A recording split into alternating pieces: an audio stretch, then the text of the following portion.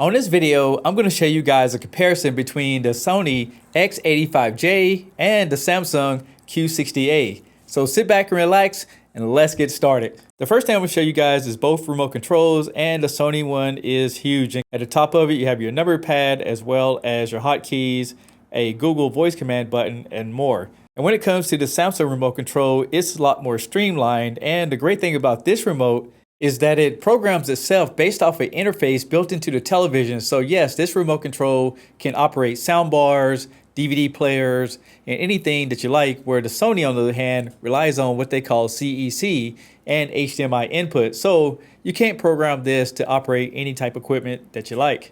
Looking at both TVs from the front view, the Sony appears to have a much thinner bezel. If you look at both televisions side by side, you can see going down the edges here that again, the Sony is looking much thinner. But the differences between both TVs is that the Sony used direct backlights and the Samsung uses edge lit. And this is very apparent when you look at both TVs from the side view. You can see that the Sony is much thicker and bulky, and the Samsung is much streamlined and flat. And the one thing about the Samsung is that you can get this special bracket that they make for it and make it look pretty much flat on the wall. So whenever you use this feature called ambient mode, it appears to look like a picture frame. And this is great for people who want that minimalist look. And on the front of the Sony, there's a logo that you can press a button on the bottom to get through some of the basic menu. And on the Samsung, it's on the side of the television and has a press button as well. The next thing I want to show you guys is the back cover, and the interesting thing is that you can mount both TVs on the wall, except the Sony comes with these little screws that you have to put into the holes on the back of it so you can mount it properly, which is an interesting thing. They could have just built it right into the chassis. Now the picture quality is very important, so let's jump right into that. And here's a demo, and the one thing I want you guys to pay attention to is the colors on the Sony over the Samsung Q60A.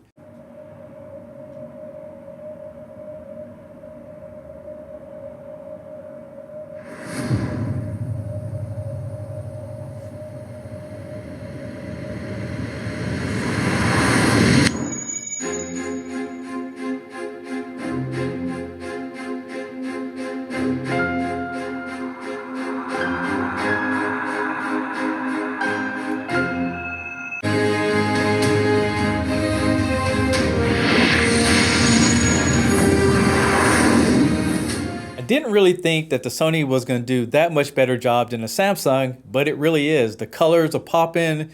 The black levels are not as good as the Samsung, but overall, if you're looking for brightness and you're looking for details, the Sony X85J is doing a much better job. But let's not stop there. Let's dive a little bit deeper into the contrast. So here we have a standard contrast test, and both TVs are failing when it gets over to the white levels. There's no different patterns of shade. However, the interesting thing is this test shows that the Samsung's picking up more levels of contrast than the Sony. And overall, the Sony is much brighter. However, if you look at the center of the Samsung, it's definitely picking up more of a grayscale than the Sony.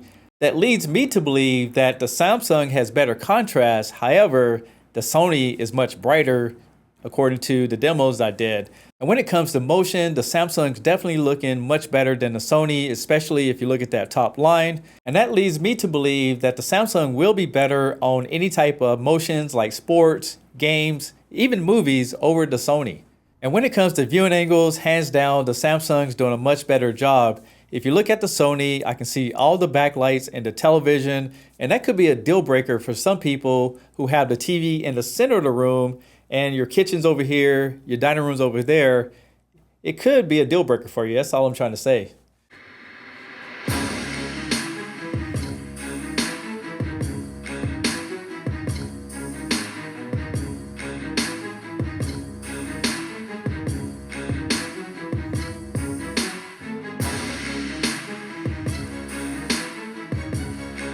Now, when connecting your devices, hands down, the Sony has the Samsung beat, and this is why. On the back of the Samsung Q60A, you have two USBs, a Ethernet connection for connect to a router, 3 HDMI 2.0 for 60 Hz connectivity, an ATSC 2.0 tuner, and it does have a fiber optic output. And it does have Wi-Fi connection and Bluetooth. And on the other hand, the Sony X85J has two USBs, and one of them is a USB 3.0. It has an Ethernet connection, 2 HDMI 2.0s, 2 HDMI 2.1s. It has a composite input if you buy an adapter, a fiber optic output, a headphone output. It also has Wi-Fi and Bluetooth built in. And one other benefit is that the Sony has the ATSC 3.0 TV tuner, so whenever next gen over-the-air TV programming comes to your area, you'll be able to just plug in a over-the-air antenna and be able to get 4K content for free of charge. Pretty cool. When it comes to the operating system, the Sony uses Android 10, which is a great operating system, and you do get access to the Google Store.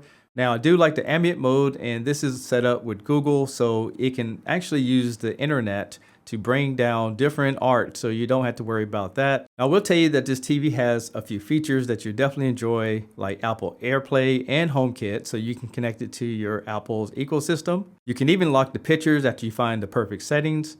Now, when it comes to Samsung, it's set up a little bit different. If you go to your home screen, you have this bar on the bottom so you can get directly to applications.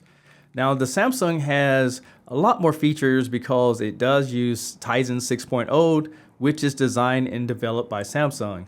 First thing you have here is ambient mode. You can download graphics or anything to make the TV look more like a picture. The next feature that this one has is called multi-view. So with this feature enabled, this is going to allow you to have your smartphone on one side of the screen and an input on the other side of the screen. Now, even though Samsung has an app store, it also recommends applications as you're using the TV, as you can see right here, and you can easily take those off. You have a search feature, and since Samsung has smart devices, you can download smart things so you can control your TV set from that application. Now, one thing about Samsung is, unlike the Sony where you can only use cable boxes, this actually has a connection guide. And since the remote control uses Bluetooth, you can tell it any type of device you want to connect to it. And what it will do is it'll program the remote control automatically based off of the setup wizard. And this allow you to program the remote control based off of any of these boxes down here. So let's say you have a Blu-ray player from 8 years ago. You can go in here and go through this setup wizard, find the brand of the item, tell it where the input's been used. Now the Samsung remote control will control that device, because on Android operating system in general, you don't have that option. And just a few more things I want to show you guys is that over here, when you go to settings, you get a summary. First of all, it does have a built-in instruction manual. You can see your Wi-Fi connection, and you see all these connections right here at the bottom of your television. And this TV does have support for Google Assistant as well as Bixby, as you can see right there.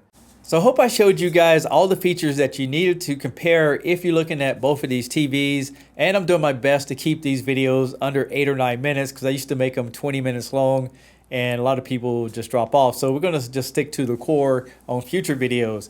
Now, I want to also show you guys the picture settings that I used. As you can see right here, both TVs were in standard mode. Here's all the settings that I used so you guys can see what that looks like. And if you guys are wondering what I think between the both of these TVs, I'm going to tell you it's a very confusing thing. The Sony is brighter. It actually has better colors to me, has the 120 hertz gaming setup and VRR and all the different features that you need for a gamer. And overall, I think it's a great TV. However, the viewing angles are terrible. Let's just be honest. The viewing angles didn't work for me, especially when I did my test. On the other hand, the Samsung Q60A is limited to some features like the VRR. It only goes at 60 hertz if you're a hardcore gamer, but the black levels were much better. The picture is solid, and you can program that remote control. So, hope that helps you guys out. But leave me a comment below, because if you purchase one of these televisions, I would like to know why you purchased it and if you love it. That's pretty much it. But I'm Tech Steve. If you guys are interested, I'll leave all the links in the description below on both TV sets as well as the playlist of both TVs.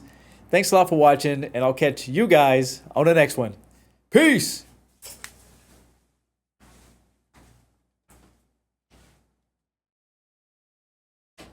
Tech Steve.